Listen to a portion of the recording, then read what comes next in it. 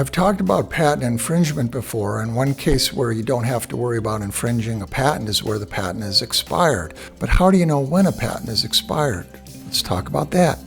So, patent expiration. The general rule for patent expiration for patents in the United States is that a patent expires 20 years from its filing date. But is that always the case? Well, like the answer to most legal questions, it depends. And what does it depend on? Well, there are several factors that you need to be aware of when trying to figure out the actual date of expiration of a patent. I've listed those out on the whiteboard here.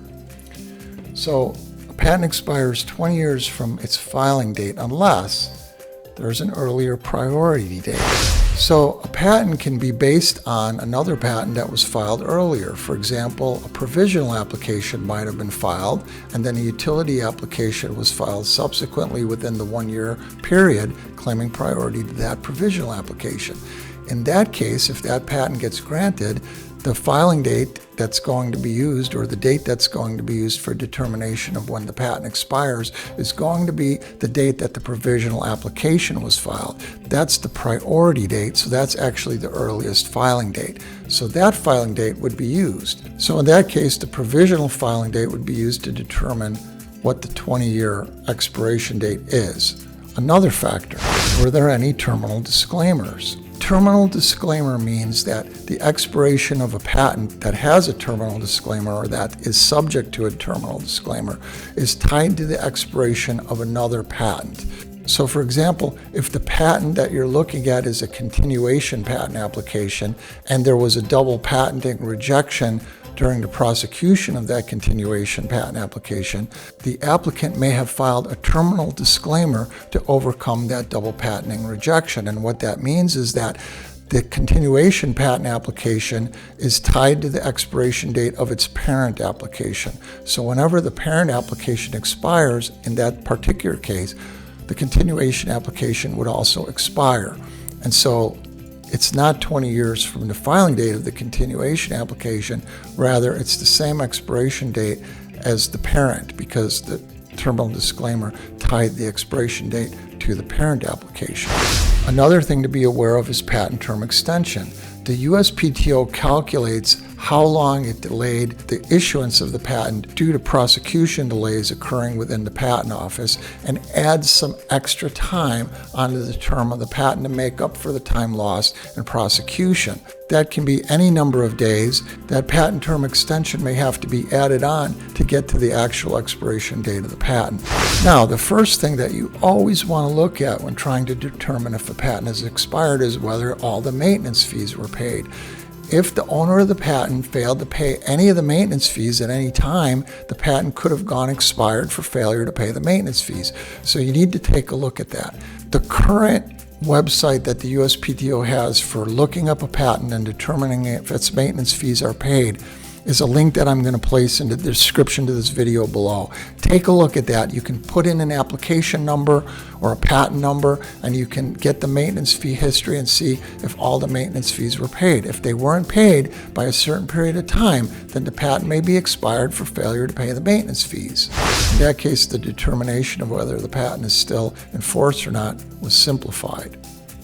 But when it comes to the earliest priority date, that information is usually published on the face of the patent. It'll tell you if it's a continuation or if there's a provisional to which that patent was claiming priority. So you want to look at that information, but if you're not able to tell it from the face of the patent, you need to go back and look at the actual file history of the patent. But in general, the priority information is going to be present on the face of the patent, so that will give you a starting point to figuring out the expiration date. Now, for terminal disclaimers, it's a little bit trickier. That information might not be shown on the face of the patent. Sometimes it will say this patent is subject to a terminal disclaimer, but I wouldn't rely on that information. I would look at the file history to be sure that there were no terminal disclaimers filed. If there's a terminal disclaimer filed that ties the expiration date of the patent of interest to an earlier patent, you're going to also want to look to see if there were any terminal disclaimers that reduced the term of the patent that's tied to this one by the terminal disclaimer. In other words, there can be a chain of terminal disclaimers. So you need to figure out the expiration date of the previous patent to know when the patent of interest is going to expire. So that takes a little bit of detective work looking through the file histories. Patent term extension is usually shown on the face of the patent, so it will usually tell you the patent is extended by this many days. Sometimes it will say it's extended by 0 days, in which case you know there's no patent term extension.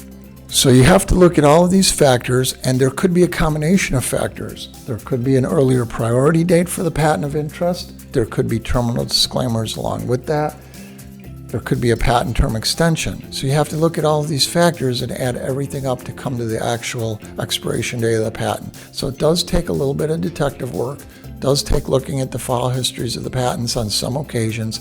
In some situations, you will be able to tell everything you need from the face of the patent, but I recommend always looking at the file history to be sure what the actual expiration date is. And again, I'm going to emphasize the first thing you should always do if you're interested in the expiration date of a patent is to look and see if the maintenance fees were paid, because if they weren't, then the patent is expired and you don't have to worry about it. Now, keep in mind, if somebody misses the maintenance fee payment date, there is a period of time, a grace period, which they can come in and pay the maintenance fee with a surcharge.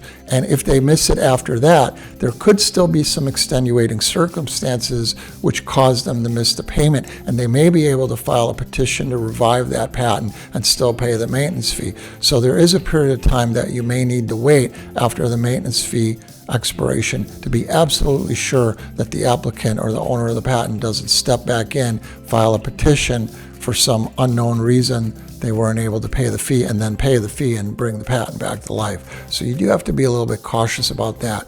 So if the maintenance fees haven't been paid for a number of years, then you can be a little bit more secure. But you do need to be aware that patent owners can bring patents back to life by filing a petition if they had a good reason for missing the payment of that maintenance fee. So that's all I have for you on determining the expiration date of a patent. If you found this information to be useful, please like and subscribe to my channel. That helps me a lot. And if you know anybody else that might be interested in this information, please share the video. That helps also. That's all I have for you today. I'll look forward to seeing you in the next video, and stay inventive.